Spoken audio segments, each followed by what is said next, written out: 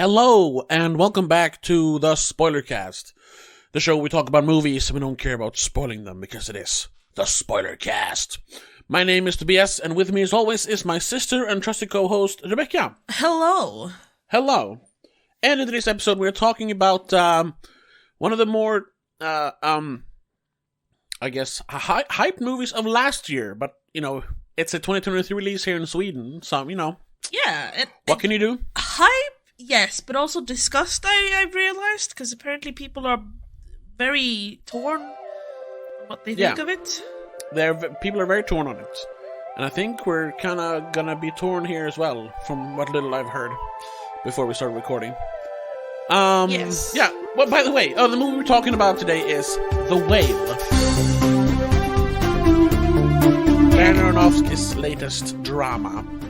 Starring Brendan Fraser and Sadie Sink and Hong Chow.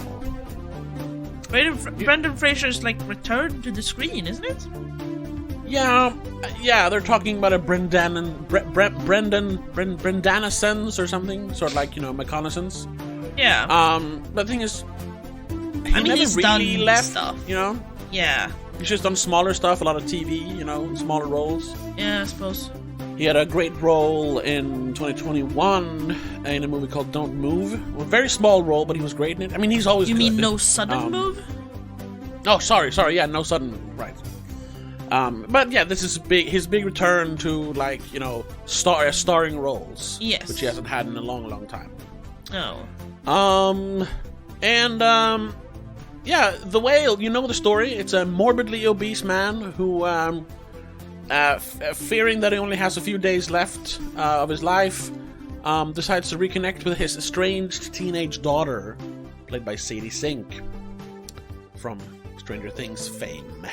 Yes. Yeah, it takes place over a week, I think, or something like that. Yeah, something like that. Yeah. And the movie is basically, it's Charlie, Brendan Fraser's character, walking around, breathing barely. heavily, eating, not walking around so much, sitting down, and reminiscing about a life wasted. Not really, though. Only the last few years, from what I understand. Yeah, regrets, I suppose. Yeah, exactly. And then people blaming him for ruining their lives, sort of. Yeah. And then him dealing with his severe food addiction. Yes. I suppose. So, in classic fashion, I'm just going to ask you, what did you think of The Whale? I'm honestly not really sure. Because at points, I was genuinely just like, this is not a lot happens. It's kind of boring at points. Yeah. But then we have really hard-hitting emotional moments. Towards the end, I was sort of crying at the final, monologue or dialogue, technically. Yeah. But there were also moments where I was just, this is disgusting. How could you make a movie out of this? Okay. Yeah. I mean, I guess it's a bit of a internal. What's it called when you recognize it yourself in parts of it? And you're like, yeah, I don't like to see this part of myself. Yeah. Well, if I don't know if it's internal, then it can be anything: fat phobia, misogyny, sexism, racism. I'm guessing in this case it's fat phobia. Yeah, probably. Yeah. So okay. I'm very torn. I don't know if I mean, I can see that the technical aspects of it is great. There's no issues there. The acting is fantastic, and if I understand the movie better, perhaps I'll like it better, because I'm not sure I understand what they're trying to do completely. But we can get to that. What did you think of it? I thought it was sporadically emotionally, gripping. Yeah. But for the most part, it was annoying and overwritten and schmaltzy. Yes. That's really what I think. Yeah. It's going hard. It's tugging hard at your heartstrings. And they really want you to like feel all the feels. Yes. Which is something, you know, we've seen more and more in, you know, I don't know if this isn't a term or anything. I haven't coined anything. I haven't heard people about like Gen Z movies, like modern movies, modern filmmakers. It's very much, you know, classic example, Everything Everywhere All at Once. It's a very Gen Z movie where it's just all about feelings, and I'm so happy and I'm so sad and everything all at once. This one kind of goes for the same, you know, emotional impact, but in a subdued way. Which is weird because Darren Aronofsky is like he's from an older school of filmmaking, so I don't know. But I don't know how many Darren Aronofsky movies you've seen, but this is very, very Aronofsky. You can definitely tell that he has written this or was, you know, adapted it for the screen, because it's a stage play from the beginning, I think. Yeah. No, play. I think it said. Yeah. And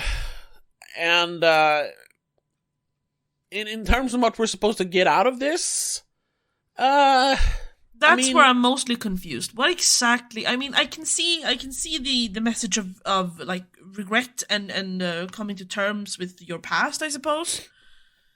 Yeah. But then it also feels like they're trying to point a finger at obesity as well, specifically, which seems weird.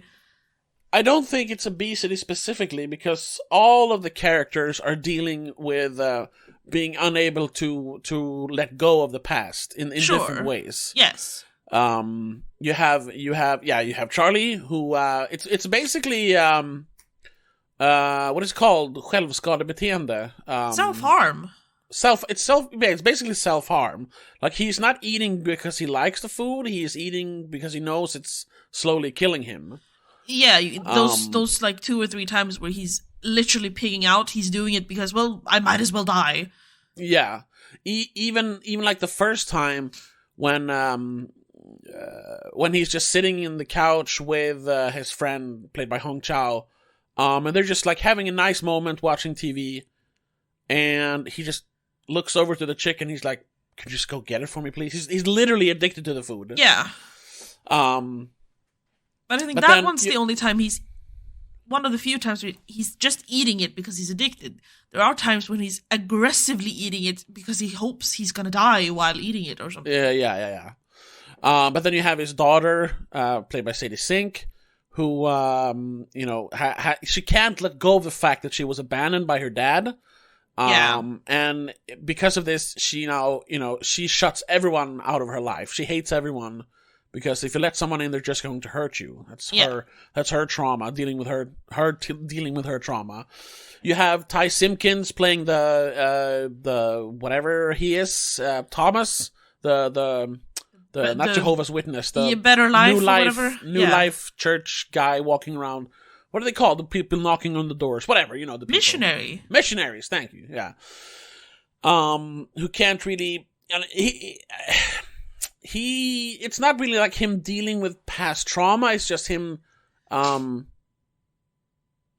it's dealing with his own past, though. It's not trauma per se, but it's he's afraid of going back. Yeah.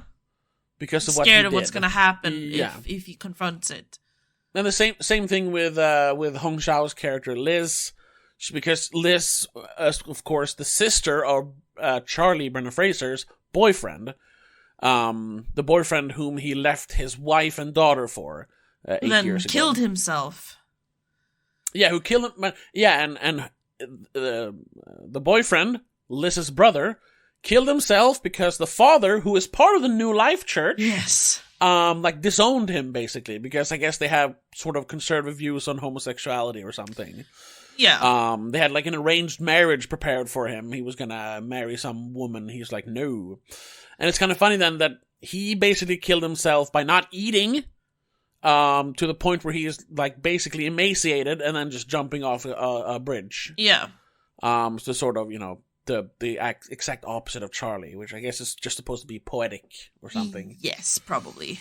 It probably started there that he like I was about ate to say that. food because his boyfriend did not eat food or something. It's probably like a reverse trauma. He's like eating to fill the boyfriend's stomach as well or something. Yeah. And then, how they all deal with it in certain ways. But they don't all deal with it, though. Like, Liz does not really deal with her trauma of losing her boyfriend. Her brother. Brother, yeah. She is just stuck in this nurturing Charlie, like, trying to... She holds on to the one, like, good memory she has of her brother, which is his boyfriend, Charlie. So she's enabling him in his food addiction. Yeah, but I think that's also her way of handling her trauma, because she is hoping to save him, perhaps, where she couldn't save her brother. But so she can't starve him, though. No, she's like, she talks about saving him, but she keeps enabling him. Like, she brings him the food, doesn't even try to like make him any better food or anything. She brings him the meatball subs and everything. But I think it's because she's scared if she pushes him too hard, she'll lose him. Sure. So there's this, But we don't even see her try. That's the thing. No, I know. That's a big problem with this movie. It's very contained. Yes. It's this little 1 week of these people's lives. In one room, literally. Yeah. So it's hard to know if she's ever tried, From what we see, she hasn't. She's just enabled him in killing himself with food, so. And then, I guess on a smaller level, you have Samantha Morton playing Mary, Charlie's ex-wife, who Sadie Sink's mother. Sadie Sink's mother, who she has I don't know really what that character is supposed to supposed to bring to the table. Yeah, exactly, because she's not really dealing with. I mean, she is dealing with drama, being left by her husband for another man. I don't care how like progressive and ally you are. Like, that must be hard. Like, well, yeah, because she's left alone to take care of a child. Taking care of a child alone is difficult in itself, but then also paying for a lot of stuff, even though he's sending them money, it's not the same, Yeah, and also just the thing that, like, thinking that was their marriage just a sham from the beginning then? Yes. Did he ever love me, or was it just like he was just trying to act normal, She does say at one point, all you ever wanted from me was a child. You didn't care about me. Exactly. You just wanted to have a kid.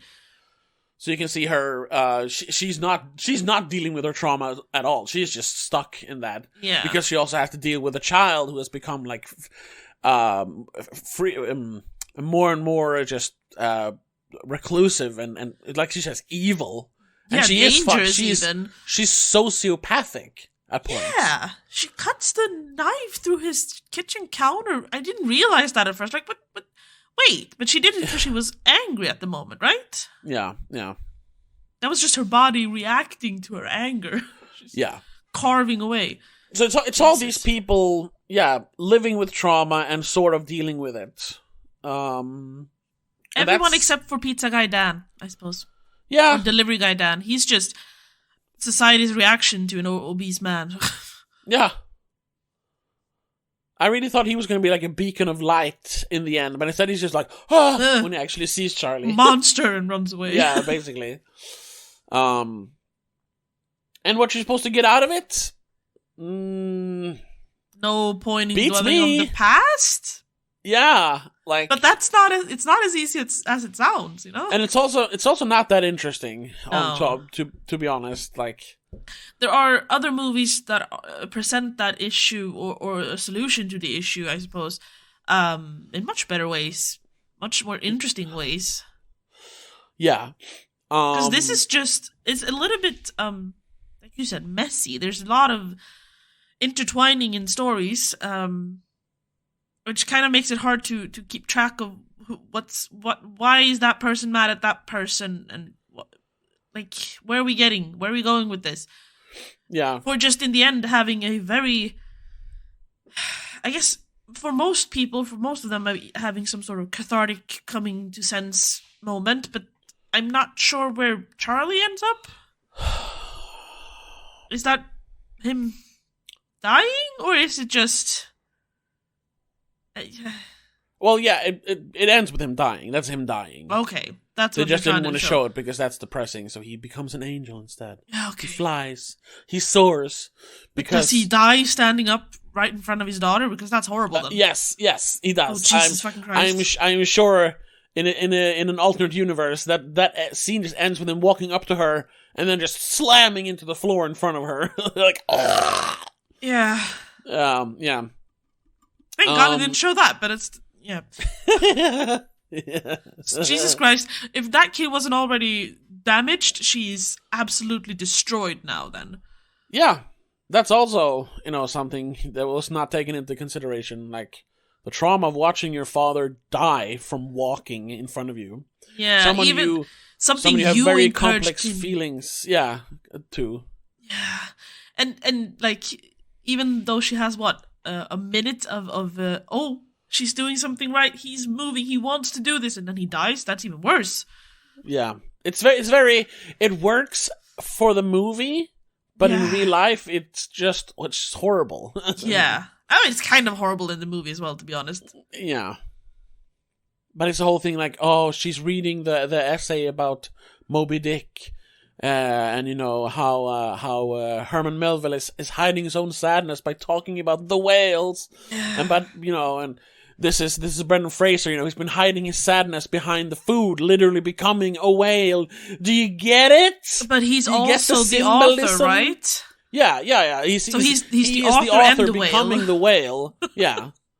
Hiding behind the whale, the boring chapters of the book where he's just trying to not make the audience sad. Like he's hiding behind a quote unquote broken webcam, just trying to uplift people, being so nice all the time. He's so nice all the time when he is probably just falling apart every day inside, but then hiding it from himself and other people with food. He shows it then that point where he talks to the Mormon dude. Yeah. When he finally goes like, oh, the fat that's rotting on my back and blah blah blah blah blah. Yeah. That's where he cracks, basically. Yes.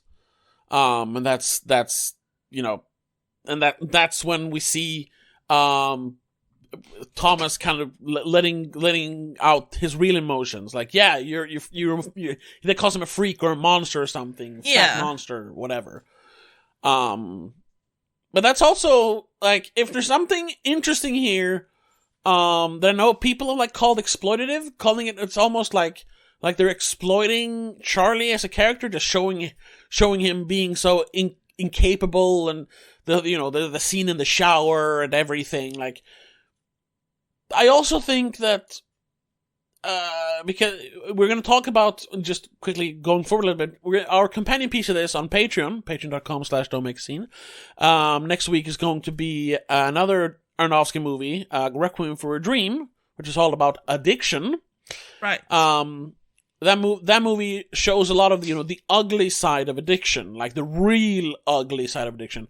And I think this does as well. Like, this is the ugly side of, sure, like, he is sad and, he's struggling with, being a person of size. And that was the big talking point for Brendan Fraser during all the interviews. Like, it really made him understand, like fat people, they're not just fat because they love to eat a lot of food. Like, this, they're hiding trauma, they're hiding, there's their emotions, usually something blah, blah, blah. behind it, yeah. Yeah. But at the same time, like, it is a sickness. Yeah. And it is one that it's exactly, what is it? Obesity. That's the word. Yeah. Thank you. Oh, I forgot the word for it. Obesity is kind of specific in that it is very what is it called? Självförvållat. Self-inflicted.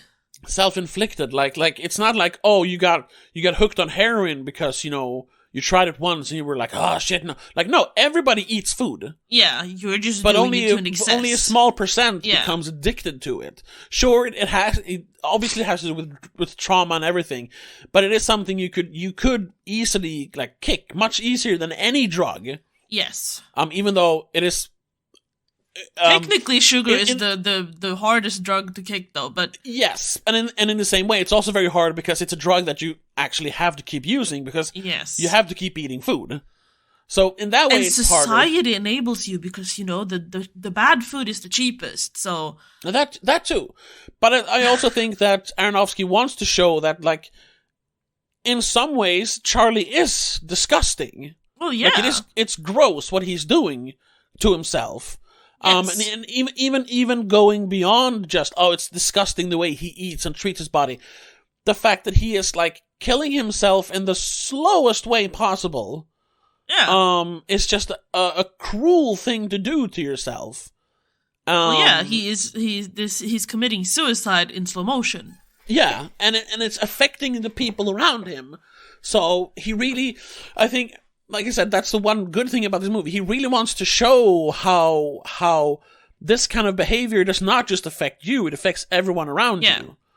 And in that way, making him kind of a monster somehow. Yeah, it's a very tricky thing to balance, and I don't think he does it perfectly. That's why it kind of feels like he's being exploited at sometimes. But I understand. But it's also a very clever way. It's a clever way of showing how self-harm and suicide specifically affects the people around you much more. Because when you're doing it in slow motion, you have time to react to the fact that what you're doing is actually affecting people.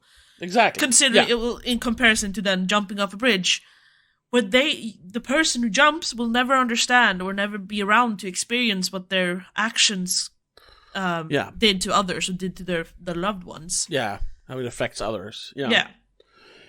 So that is the one interesting aspect of it, but I still think he doesn't fully. He doesn't fully focus on that, which is the issue for me, because there's too many other people having their own trauma, taking up too much space. Yeah, no, but not just that. I think he doesn't fully accomplishes that goal in, like, showing us. Like I said, the balancing act between showing us the ugly side without exploiting Charlie. It doesn't fully work, but I see what he was going for, and I appreciate it, even though it's an admirable failure, I would say, that part of the story, or that part of the character. But then the big problem with all the other characters are that they don't really have arcs. Like, no, we have a little it's the bit. same, a little bit, but it's very, very small. Especially the best example of that is Sadie Sink's character, Ellie, the daughter, who is just an asshole in the beginning. Like, sure, we get it, like, you were abandoned by your father, but first of all, that was like 9 years ago. Let it go. I mean, I get it, that's the whole point. They don't let it go. They don't let go of trauma. But, like, god damn it. These are, like, emotionally crippled people, and two of the biggest characters in the story are very hard to sympathize with, Charlie and Ellie. Yes. So, like, I don't. You have trauma. I don't care because you're a sociopath who drugs your father.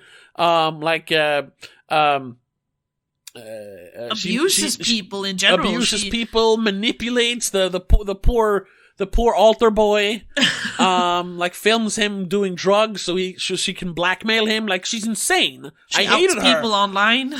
yeah, exactly. She bullies people.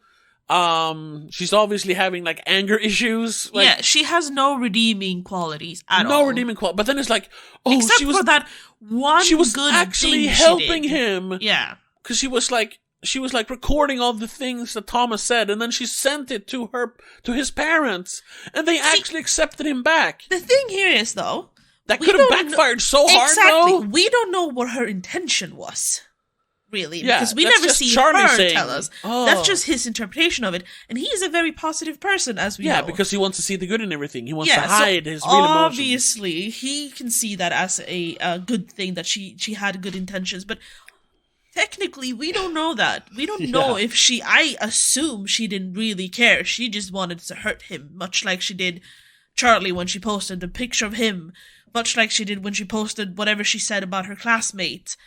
Yeah. Like, no, she probably didn't want to do the right thing here. She was just out to hurt another person, because if she's gonna hurt, everyone else can hurt. Yeah, I agree. Though I have to ask, did she smash the plate because she was mad at Charlie? The plate for the birds? Oh, yeah, I don't know. Because that is very... she's looking at it, and then all of a sudden it's broken. Yeah, like, I'm guessing, yeah, she did it. Is that her reacting? I don't know, yeah, once again, I think that's just because she's like, the mother says she's evil. Yeah, and she saw that he did a nice thing for someone else, so fuck that thing. Yeah, like, fuck the birds. You can take care of these birds, but you can't take care of me? Yeah. Well, fuck you and fuck the birds then! Basically. Yeah. Yeah. Not being able to, like, see past her own trauma. Which, to a point, you can understand it. To a point, yes. Yeah, to a point. But when you start, like, actively harming people and showing tendencies to, I don't know, slash people with a knife, a kitchen knife, yeah, you might need help. Beyond yes. therapy, you might need, like, proper help. Exactly. Might need to be put away for a little while. I thought they were adding in that she was gonna stab someone. Or kill someone. I don't know. It just felt like it, because she was very aggressive at points, and very confrontational towards the altar boy. It sounded like she was gonna, like, I don't know, kill him or, like, send him to the police or something. I don't know. Yeah. She was just out to ruin his life, basically. Yeah. And on top of that, she's carving a kitchen counter with a knife. Like, aggressively. Without realizing it herself, yeah. Yeah. Like, she obviously has issues. Yes.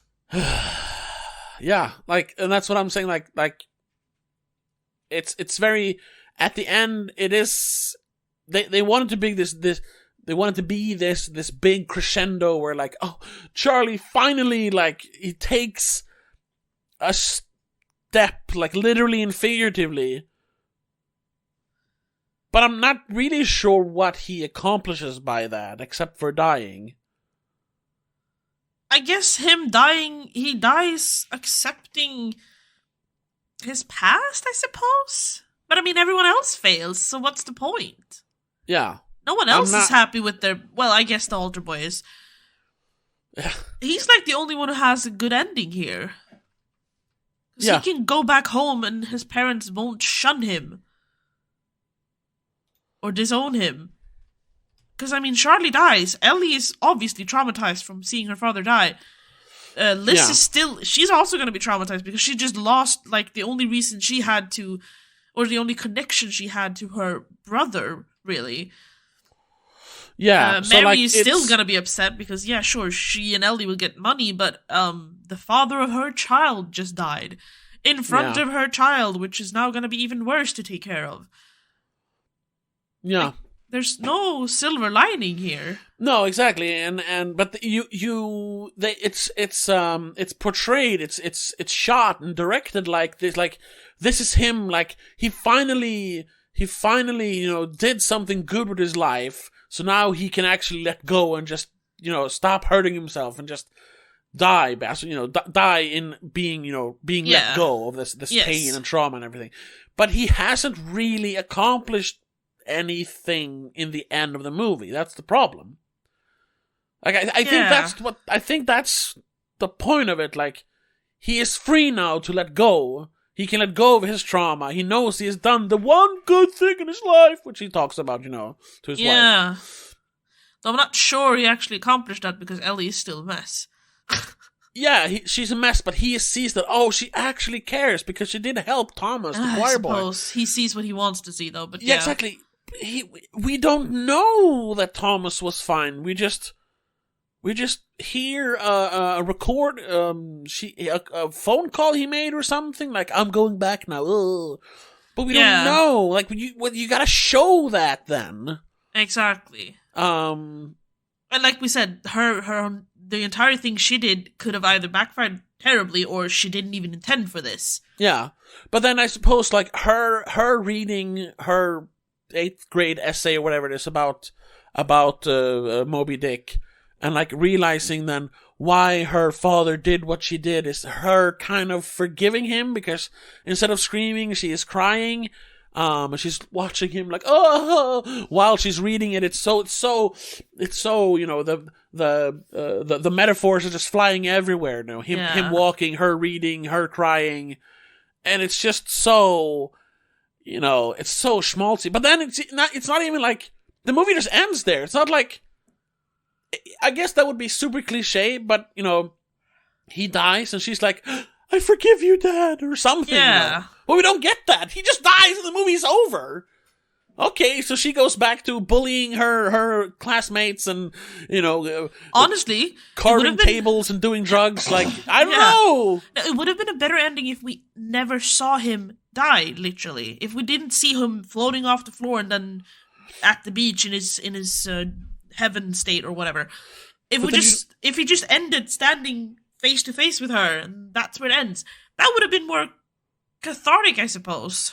Yeah, it would have been cathartic, and it would have been. We get to interpret how we want it to end. If we want it to be a positive ending, that this is what he needed. The poetry or the essay that he thought would always be the last thing he heard is the thing that brings him back to life, I suppose. Yeah, but instead he just dies. Yeah. Okay. Now what? Exactly.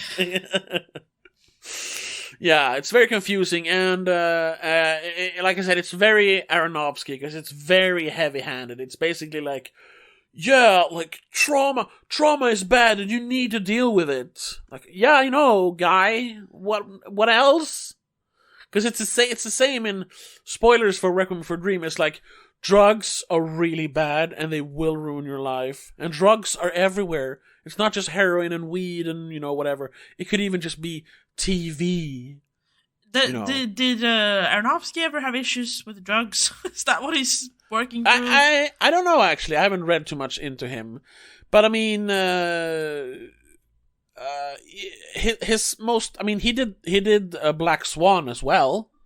Oh, that's right. Which is also not very subtle. I like that movie, though, but it's not subtle in its, messages. No. I haven't watched it in a while, so I can't speak exactly on what's going on. But it's very, it's very heavy-handed with its visuals and everything. Like, ooh, like she is slowly becoming, that person she doesn't want to be, the Black Swan. So she literally grows black feathers out of her back. Ooh, like. Tone it down, bro. a little bit, he likes going that way, I suppose. I know, but I think his style. Like his most successful movie like that, and this is kind of similar to that one, is The Wrestler. The Wrestler is very similar. It's a person not really dealing with addiction, but like dealing with dealing with bad life choices. Have you seen The Wrestler? No, I'm okay. I always confused that one with the other one. The Fighter. Yeah. Yeah. I have seen The Fighter, but I haven't seen The Wrestler. Yeah. Both are great movies, by the way. We should do The Wrestler at some point. I'm looking at Aronofsky's filmography here.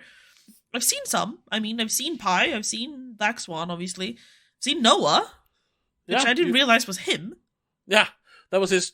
It was his attempt at doing like big budget blockbuster cinema, but in his own way. So it was a Bible movie. He likes the Bible. Ooh, I was about to say that there's a few like common denominators between all of his movies. It's addiction and religion.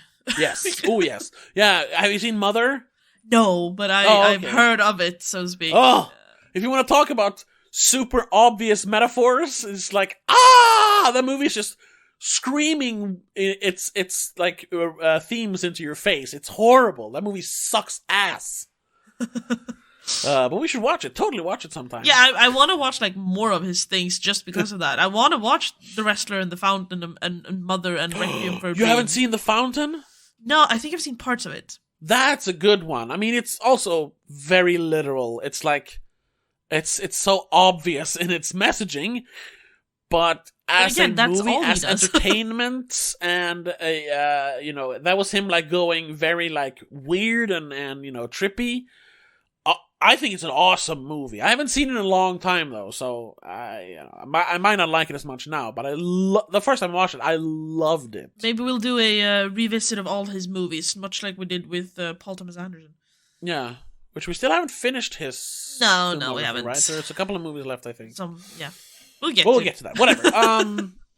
The Whale. Yeah. I can understand. Excuse me. I can understand the Metascore 60. To be honest. Yes, it's very like it's either you love it or either you hate it. Yeah, and that's literally what this is. I mean, there are a few in the. Well, honestly, I thought it was going to be some like really terrible reviews, but there aren't really. No, but I mean, like if you. No, there are some negative ones. Yeah.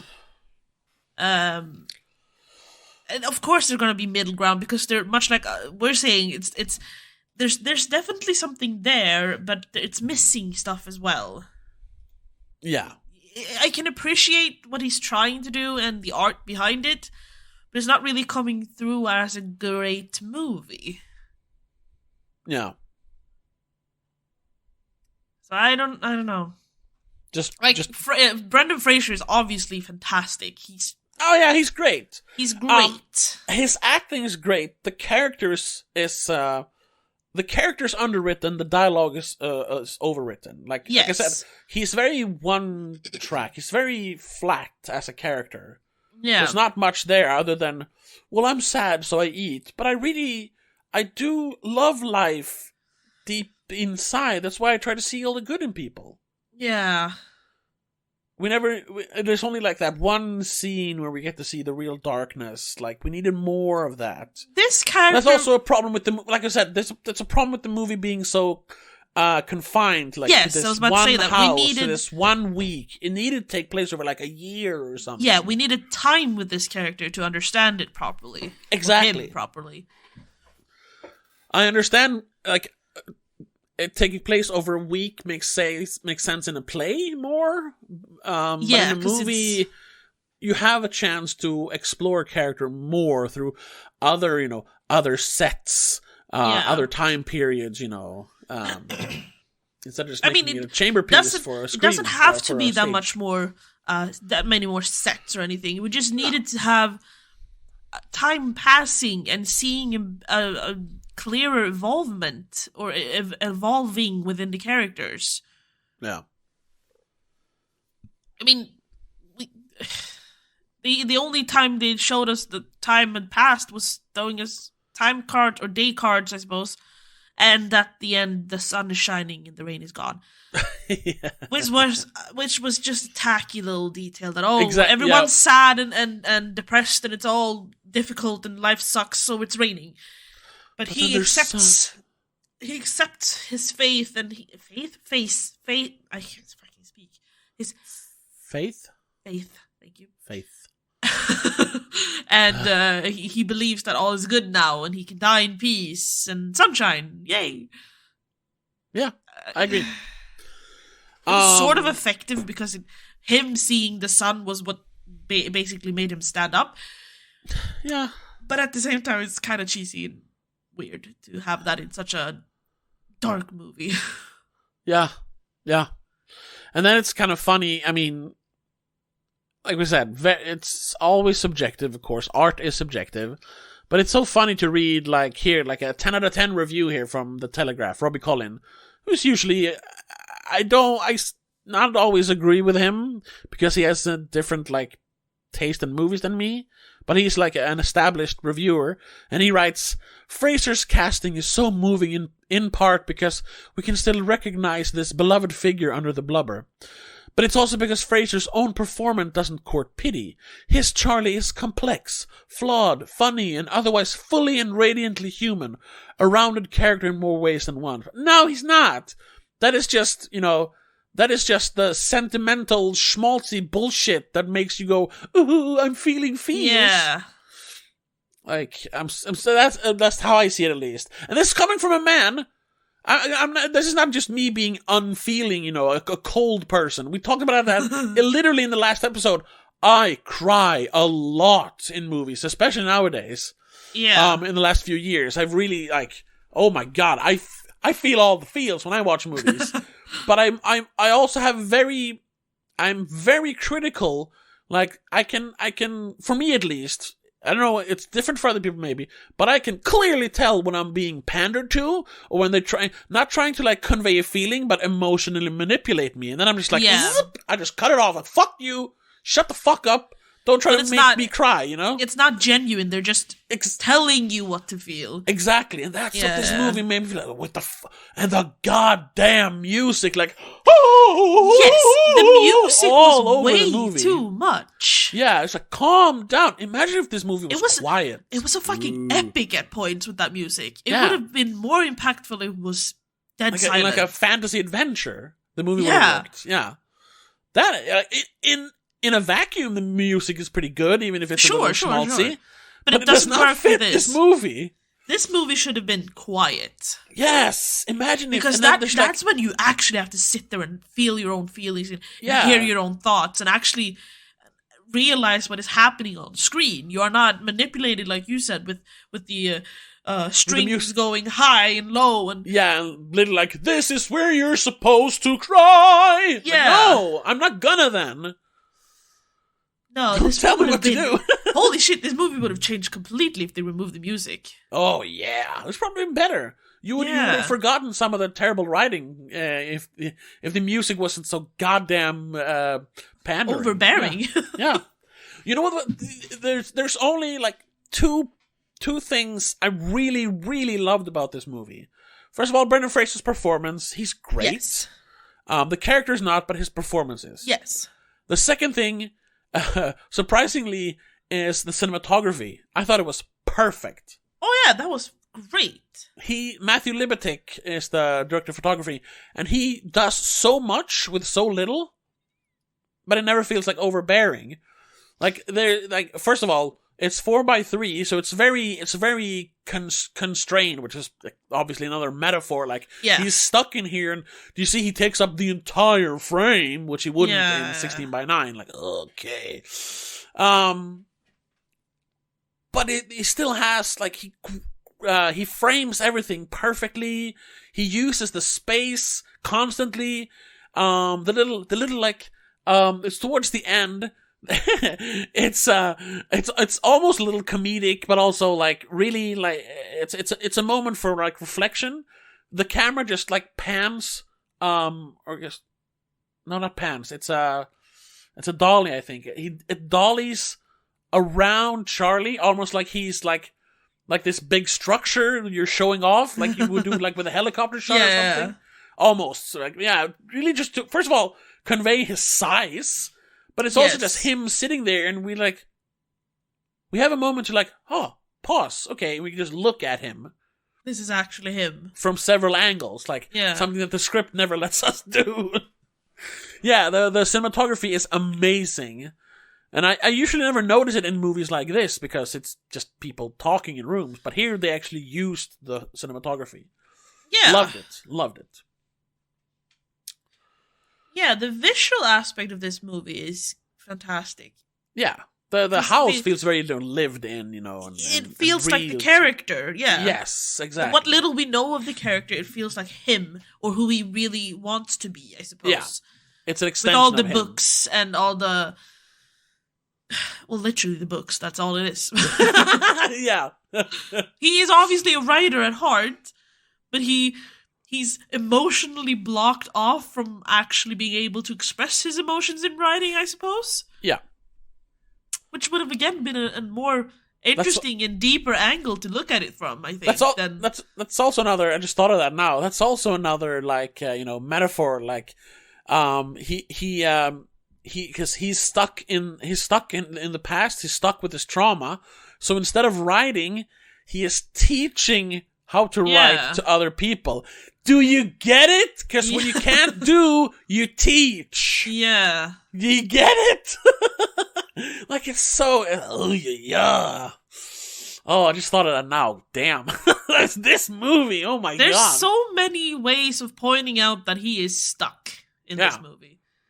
And figuratively, literally... And emotionally, psychologically, cosmically, in every all way. The ways. We get it. He's move stuck. on. Well, that's the issue. He can't. No, we can't, because And we're the stuck movie as can't well. move on from it. So yeah, I suppose that's another layer to it. But then, like I said, the end when Ellie, Sadie Sink, she's standing there, she's so angry, but she's angry because she's sad. Yes. And she starts reading the essay, and he starts moving towards her. I cried. I did. Yeah. It got to me. And It was the music at points, to be fair, because the music did overpower everything for a moment in that scene. Yes. Then it kind of disappeared. But then when he went, and you see his feet like leave. Oh yeah, I audibly said, like, "What the fuck?" Yeah, then it just like took me out of it. That was a very completely. abrupt cutting it off. Like, fuck this. No, that ruined it completely for me. Just cut those seconds out, please. You know what? Yeah, you know what they should have done? There's two things they need to change: the music and that scene. Yeah, you don't want to see him like fall over and die. That would be horrible. No. I just want it to end. Oh, jeez, when they stand in front of each other. Yes, exactly. You see him walk up to her as she's reading it, almost like you can almost see his shadow over her, because he has been a shadow over her entire life. And this is showing it but the shadow is growing because it's always going to be there. But then he walks up to her, and then she looks up at him, looking into the camera. Then we cut to him looking down at her, and then just a side shot of them standing there looking at each other. And she's like, and then it cuts. End. Yeah, that would have elevated this movie a lot. Yeah, because instead of her just screaming at him and running away as soon as any sort of emotion starts showing, she just stands there and takes it all in, and he is completely open towards her. That would also have shown us more of her character development. Yeah. Because we get to see her actually accept it, I suppose. Accept instead her of him father. Going, and flying away. Yeah, silly fucking angel shot. Yeah. It's kind of ripping off the end of Birdman. Do you remember the end of Birdman? Oh, right. When he is, because he shoots himself in the head. Turns out that he missed and kind of blew his nose off. So he wakes up in the hospital, and his nose literally looks like a beak now. He's the Birdman. Yeah. But he's, he is looking clear at his life. You don't have to go through that entire movie. So, he's looking in the mirror, and then he's looking out the window, and then he just steps out.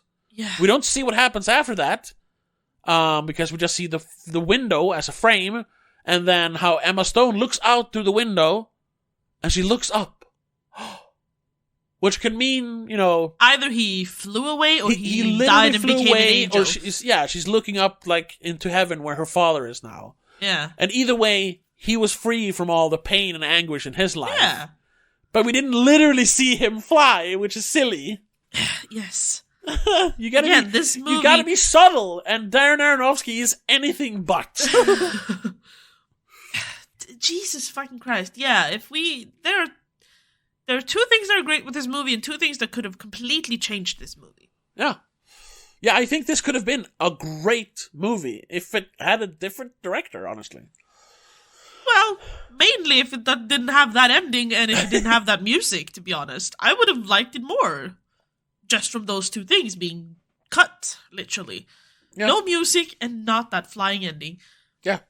That would have bumped it up like a star and a half or two almost for me. Yeah, not going for the cheap emotional heartstring pulling. Make us sit there and actually realize what is happening. And reflect on what is going on. And let our own emotions, let our own heads decide what to feel about it. But like I said, that's the problem with Aronofsky. His directing style is just, this is what's going on. This Drugs is what I want you to feel. Religion, do you get it? Understand my point of view. And yes, exactly. Else. And it's kind of funny that, looking back at, of course, Pi is not that, because Pi is like a conspiracy thriller. It's the least Aronofsky of his movies, probably. And it's also one of his first ones, isn't it? It is literally his first feature-length film. But then his next movie was Requiem for a Dream, and that was in 1999 or 2000, and he has kept consistently kept making movies for the last 23 years, but he hasn't really evolved as a filmmaker. He's still making that "Do you get it?" movie. Yeah, he's making the same points in every just his different style ways. His style has changed a little bit, but I think it's just he's trying methods, different styles. Yeah, his methods are the same. It's easy for me here being an armchair critic, psychologist or critic. No, armchair critic, like, he hasn't evolved his style. Like, yeah, well, I haven't even fucking made a movie, but as someone who has watched his movies at least, for almost his entire career. I saw Working for a Dream back in 2004, I think, or 5. Yeah. So when it was still pretty new, like I've been following him for over 15 years at this point, and like I like his movies for the most part. This one not so much, but most of his other movies I like. But it's frustrating to see that he's still making the same mistakes he made 20 years ago. Yeah. No. In some movies more than others. Yes. Yeah, I don't really have much else to say about the movie without starting to repeat myself, I think. No, I think we've already started to repeat ourselves. Yeah, a little bit, yeah. But that's... Yeah, this is unfortunately, it's kind of mid. It is, yeah. It had a potential to be great. Yeah, there is potential to it, but there was some things in the way. Bum, bum, bum, bum, bum, bum. Exactly. Yeah. I just gotta look up, because everyone was talking like, Brendan Fraser obviously has to be nominated for this role. It's like his greatest performance of all time. Is he nominated for an Oscar? Yes, he is. Best achievement in makeup and hairstyling by actor and actress. Hong Chau is for supporting role. Well, definitely makeup and hairstyling. The fat suit, like, you can almost never tell it's a fat suit. It is flawless. Yeah. Sorry, I just realized the name. Adrian Morot. Adrian Moret. Morot is carrot in Swedish. Yeah. That's funny. Sorry. Yeah. I understand why it's definitely nominated. Yeah, and I definitely can see him being nominated for Best Actor. Yeah, I don't know job. Who the other nominations are. You look that up, to be honest. It's Austin Butler for Elvis. Jesus Christ. Bill Nighy for Living. Haven't seen Living. Then Brendan Fraser for The Whale. Colin Farrell for Banshees of Inisherin. Ooh. Who's also nominated for a Spoilie. Yes. The Spoiler Awards coming later this month. Yeah. And then Paul Mescal for After Sun, which I still think we should do an episode on at some point. Or at least watch. Yeah, at least watch, yeah. But yeah, out of the ones I've seen, Elvis, Whale, and Banshees of Inisherin, well, for me it's Colin Farrell out of those three. I haven't seen After Sun or Living, though, but goddamn, Colin Farrell is so fucking good in Banshees. I'm sorry, but I don't understand how Austin Butler can be nominated. No, yeah. Well, he because he does a good Elvis impression. It's not good acting, it's just looking like Elvis. So yeah, but they do that sometimes. Like, ooh, they're so mesmerized by how much he just looks like Elvis. But it's not a great performance. He went through such lengths to become Elvis almost. He's changed his voice completely and permanently, apparently. Okay, yeah. Which is weird. It's something that he picked up while he was in character and he's just stuck now. He's talking like Elvis. Weird. So weird. But is the acting good? I couldn't finish the movie because it was terribly annoying. It's so annoying, yeah. his performance is fine, though, but it's not Oscar-worthy. I don't know if he's ever done anything Oscar-worthy. Sorry, that might be rude, but he's not that caliber yet. He might become. He's still young. I think I've only really seen him in, Elvis, and he plays one of the Manson people. He plays Texas, I think, in Tex Once Watson. Upon a Time in Hollywood. Yeah. He's great there. Getting murdered by Brad Pitt. That's great. Yeah. Anyway, either way, we are waffling here. Yes. I think we're just gonna cut it short there. Yes. But like we said, if you want to hear us talk more about and really expand on the genius / problem with Darren Aronofsky, check us out on patreon.com/don'tmakeascene. First of all, we have an episode on his first movie, Pi, which we did a long time ago, or like 2 years or something. But then we're also going to do Requiem for a Dream this Monday. Yes. So yeah, check that out. It's $3 a month. You help us. You help support us in our podcasting endeavors. But other than that, also get a chance to interact and have your own voice heard within the Spoilie Awards. Of course, yes, we're doing our own award ceremony, the Spoiler Awards, where we will hand out spoilies to all the winners, and we have polls up for all the categories. Like best movie, but also best genre movie, horror, drama, comedy, whatever. They're only available for our patrons. Only available for our patrons to vote. So be sure to check that out. And we will do a special episode later in March where we reveal the winners of the Spoiler Awards, the first annual Spoiler Awards. Yes. But beyond that, just want to say thank you so much for listening. We'll see you in the next episode, but until then, have a good one. Bye. Bye. The spoilerCast is part of Please Don't Make a Scene. It is produced and directed by Tobias Vedén and hosted by Tobias and Rebecca Vedén. Executive producer is Annika Vedén and Laura Kinney. I also want to give a huge shout out to all our patrons over on patreon.com/don'tmakeascene. Mom, Dad, Laura Kinney, Danny Del Gaiso, and Mac and Mom.